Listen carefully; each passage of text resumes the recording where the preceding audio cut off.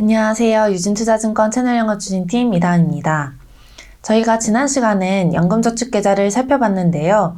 연금저축계좌와 관련된 내용의 일환으로 퇴직금의 운용에 대해서도 궁금해하시는 분들이 계셔서 이번 시간 주제를 퇴직금의 운용으로 살펴보려고 합니다.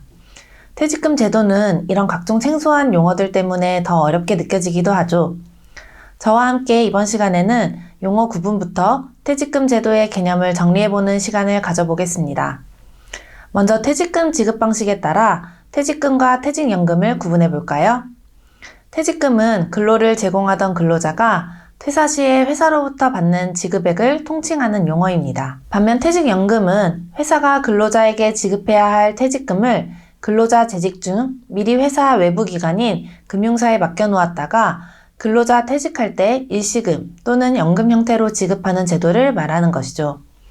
예전에는 회사들이 근로자에게 줄 퇴직금을 회사의 사내기금으로 쌓아두었다가 근로자가 퇴사할 때 직접 주는 형태가 많았는데요. 이럴 경우 회사 사정이 어려워졌을 때 근로자들이 받아야 할 퇴직금이 보장되지 않는 경우가 많아 현재는 많은 회사들이 퇴직연금 제도를 통해 근로자에게 미리 적립한 퇴직금을 안전하게 지급할 수 있도록 시행되고 있습니다. 이렇게 회사가 퇴직연금 제도를 선택하게 되면 근로자의 재직기간 중 미리 퇴직금 상당액을 외부기관인 금융사에 맡기게 됩니다. 이렇게 맡긴 퇴직금 재원은 누구 주체로 운영할 것인지에 대한 문제가 생길 수 있습니다. 이때 운용 방식의 차이에 따라 DB형, DC형 두 가지 방식으로 구분할 수 있습니다. 먼저 DB형은 확정급여형이라고도 하는데요. 확정급여형은 회사가 맡긴 금액에 대해 회사가 운용 주체가 되어 관리하다가 근로자 퇴직 시에는 운용 결과와 상관없이 사전에 확정된 퇴직금을 지급하는 방식입니다. 이럴 경우 운용 수익은 회사의 수익이 되고 손실이 나더라도 회사의 책임이 되어 정해진 퇴직금만큼은 보장을 해줘야 하는 것입니다. 이와 달리 확정기여형이라고도 하는 DC형은 확정급여형과는 반대로 회사가 금융기관에 맡긴 퇴직금을 근로자가 직접 운용 주체가 되어 운용함으로써 퇴직 시 근로자가 받는 퇴직금은 운용 결과에 따라 달라지게 되는 형태를 말합니다. 근로자가 근로 중 본인의 몫으로 적립된 퇴직금을 잘 운용하면 실제 퇴직 시에 지급받는 금액은 운용 결과에 따라 더 클 수도 있는 것입니다. DB형으로 할 것인지 DC형으로 할 것인지는 근로자가 선택할 수도 있으나 회사에 따라서는 한쪽만 선택하게 되어 있는 경우도 있습니다. 그렇다면 퇴직금 재원과 관련해서 지난 시간에 알아본 연금저축계좌와 IRP는 또 무엇일까요? 퇴직연금계좌, 즉 IRP 계좌와 연금저축계좌는 퇴직 전 적립금에 대한 운용 방식을 나타내는 DB, DC형과 달리 퇴직 후 실제 받는 퇴직금을 개인이 운용하는 계좌를 말합니다. 두 계좌를 통해 운용된 소득은 일반적으로 55세 이후 연금 형태로 수령할 수 있는데 그렇기 때문에 두 계좌를 연금계좌라고 하기도 합니다. 퇴직금과 관련해서는 원칙적으로는 55세 이전에 받은 퇴직금은 IRP 계좌를 통해서만 받을 수 있고 55세 이후 받는 퇴직금은 계좌 종류에 관계없이 받을 수 있습니다.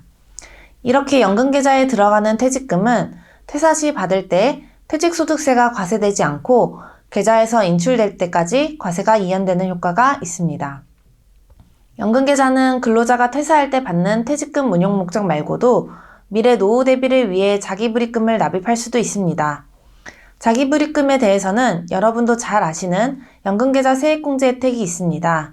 IRP 계좌는 연 최대 900만원, 연금저축계좌는 연 최대 600만원까지 세액공제 대상 금액이 될 수 있으며 세액공제율은 소득에 따라 12%에서 15% 정도입니다.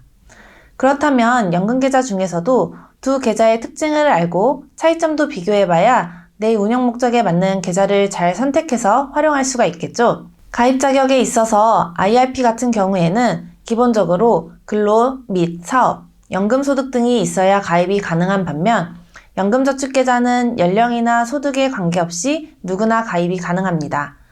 두 계좌 모두 납입 한도는 연 1,800만원으로 연금계좌의 모든 납입 금액을 합산한 한도입니다. 즉 IRP에 900만원을 납입했다면 연금저축계좌에는 나머지 900만원까지만 납입이 가능한 거죠.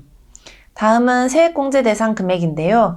좀 전에 말씀드린 것처럼 IRP는 연 900만원이고 연금저축계좌는 연 600만원까지 대상이 됩니다.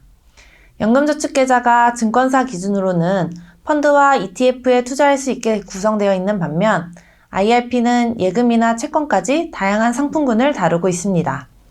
다만 IRP는 계좌명에서도 보이다시피 퇴직금을 미래의 노후를 위한 연금소득으로 운영하기 위한 목적이 크기 때문에 투자에 대한 적극성을 한정하고 있는데요. 주식형 상품의 투자 비중을 70% 내로 한정하고 있기 때문에 100% 투자 가능한 연금저축계좌에 비해 투자가 제한적일 수 있습니다. 또한 IRP 계좌는 중도 인출이나 담보대출이 불가능한 반면 연금저축계좌는 중도 인출이나 담보대출이 가능하다는 점에서 차이가 있습니다. 납입수수료 역시 IRP는 계좌 운영 수수료가 별도로 있고 연금저축계좌는 없다는 것이 차이입니다. 꼭 두 계좌 중 한쪽만 선택해야 하는 것이 아니므로 두 계좌의 특징을 잘 보고 적절히 운용 목적에 따라 자금을 배분하는 것이 좋을 듯합니다. 퇴직금을 포함한 연금계좌에 들어간 재원의 모든 과세 문제는 인출할 때 연금으로 수령하는지 아니면 연금 외수령으로 인출하는지에 따라 다양한 과세 사항이 발생하게 됩니다. 연금계좌의 인출과 관련된 세금 문제는 저희가 지난 시간인 연금저축계좌의 운용에서 자세히 살펴보았으니 참고하여 주시고 개요 정도로만 확인하고 마무리하겠습니다. 감사합니다.